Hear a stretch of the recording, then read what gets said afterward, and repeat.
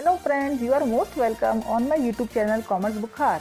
इस वीडियो में हम बात करेंगे क्लास 12th के first chapter fundamentals of partnership की। क्लास 11th तक आपने जो भी अकाउंटेंसी में पढ़ा है वह आपने सोल प्रोप्राइटरशिप का बिजनेस के बारे में पढ़ा है। मतलब एक ही आदमी अपना कैपिटल लगा रहा है, वही मेहनत कर रहा है, वही सारी प्रॉफिट एट द एंड लेके जा रहा है। उसके पास लिमिटेड रिसोर्सेज हैं, लिमिटेड कैपिटल है, तो उसकी एफर्ट भी लिमिटेड ही है और उसकी इनकम भी लिमिटेड ही होगी।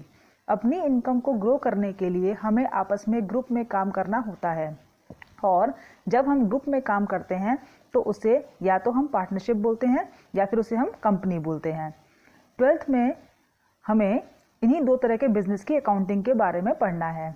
क्लास 11th में हमने देखा कि एक सोल प्रोप्राइटर कैसे ट्रांजैक्शंस की एंट्री करता है, कैश बुक बनाता है, फिर ट्रायल बैलेंस बनाता है, उसके बाद उसकी प्रॉफिट निकाल कर बैलेंस शीट में कैपिटल में ऐड करता है। अच्छा, तो एक बात बताइए, जब हम पार्टनरशिप करते हैं तो क्या हमें ट्रांजैक्शंस नहीं करनी होगी?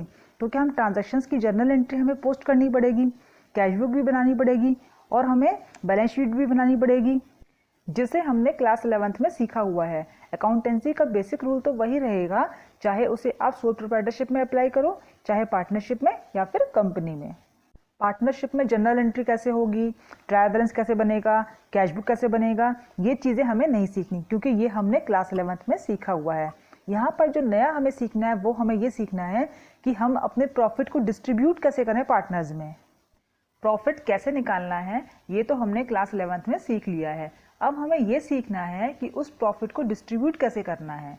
जैसा कि सोल प्रोप्राइटरशिप में एक ही बंदा काम कर रहा होता है तो वही प्रॉफिट लेके जाता है, तो वहाँ पर कोई भी डिस्ट्रीब्यूशन की बात नहीं होती। जैसा कि हम जानते हैं, पार्टनरशिप में कम से कम 2 या फिर मैक्सिमम 50 पार्टनर्स होने चाहिए, इसलिए यहाँ पर प्रॉफिट डिस्ट्रीब्यूशन की बात आती है। अकाउंटेंसी में हम कुछ भी प्लस माइनस नहीं कर सकते हैं। यहाँ पर हमें कुछ भी करने के लिए हमें एक अकाउंट बनाना पड़ता है, तो प्रॉफिट डिस्ट्रीब्यूशन करने के लिए भी हमें एक अकाउंट खोलना पड़ेगा। उसका नाम हम क्या रखेंगे? Profit and loss appropriation account या फिर profit and loss distribution account. Starting point हमारा प्रॉफिट होगा, जो कि हमें क्वेश्चन में दिया रहेगा। उसे हम profit and loss appropriation account के क्रेडिट साइड में लिख देंगे। जैसे हम ग्रॉस प्रॉफिट को ट्रेडिंग अकाउंट से उतार कर पीएल अकाउंट में क्रेडिट साइड लिखते हैं, उसी तरह से पीएल अकाउंट के नेट प्रॉफिट को उठाकर हमें पीएल एप्रोप्रिएशन अकाउंट में क्रेडिट साइड लिखना होगा। अब बात आती है प्रॉफिट को बांटने की। यहाँ पर 2 केस बनते हैं। या तो आपने पहले से बात कर रखी होगी कि पार्टनर्स को कितनी कितनी सैलरी मिलनी है, या फिर कैपिटल पर कितना इंटरेस्ट मिलना है, अपना प्रॉफिट हमें किस रेशियो में बांटना है। यही रूल्स एंड रेगुलेशंस जब रिटर्न में होते हैं, प्रॉपरली रजिस्टर्ड होते हैं, तभी इसे हम पार्टनरशिप डीड बोलते हैं।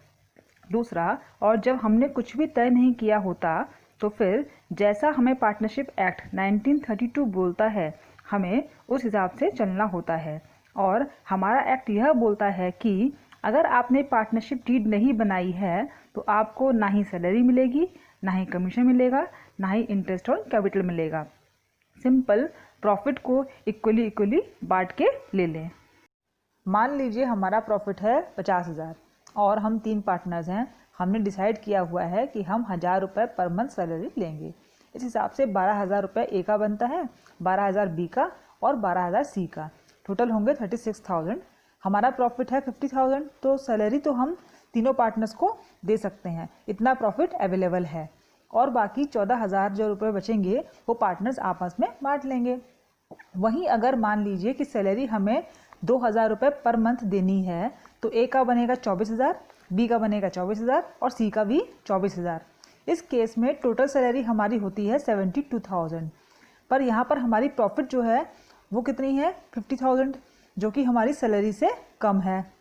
तो फिर पूरी सैलरी अपने पार्टनर को नहीं दे सकते, हमें प्रोपोर्शनेटली कम करना पड़ेगा, जितनी प्रॉफिट है उस हिसाब से। इसका मतलब हमारी प्रॉफिट कभी भी कम नहीं हो सकती है जितना हम दे रहे हैं उससे, क्योंकि हम दे उतना ही सकते हैं जितना हमारे पास में अवेलेबल है।